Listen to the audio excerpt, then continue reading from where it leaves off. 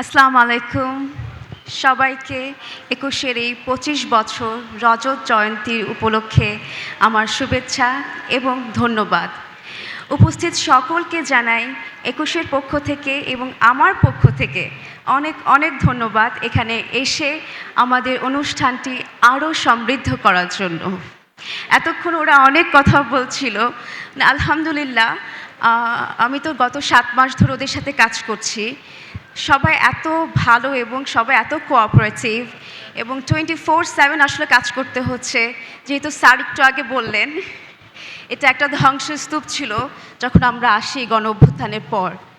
তো এটাকে তিলে তিলে আবার একদম নিউবর্ন বেবিকে যেভাবে বড় করতে হয়, ঠিক সেভাবে আমরা আসলে এই চ্যানেলটাকে আবারও বড় করছি। তো এটার জন্যে আসলে অনেক রাত দিন খাটতে হচ্ছে, কোনো ব্রেক নাই, কোনো কিছু না, জাস্ট কাজ করছি এবং আপনাদের দোয়ায় আলহামদুলিল্লাহ আমরা একটা পর্যায়ে যাওয়ার জন্য প্রস্তুতি নিয়েছি। ইনশাল্লাহ সামনের দিকে ২১-এ আরও ভালো কাজ করবে।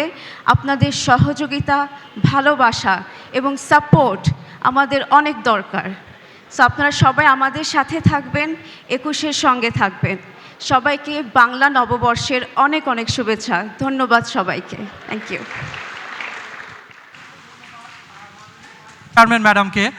বেসিক্যালি এখন জেনজিদের যুগ, স্যার ২১-এ টেলিভিশন গড়ে তুলেছেন, আর এই জেনজিদের চাহিদা মতো আসলে ২১-এ টেলিভিশনকে বর্তমানে নেতৃত্ব দিচ্ছেন আমাদের ভাইস চেয়ারম্যান ম্যাডাম।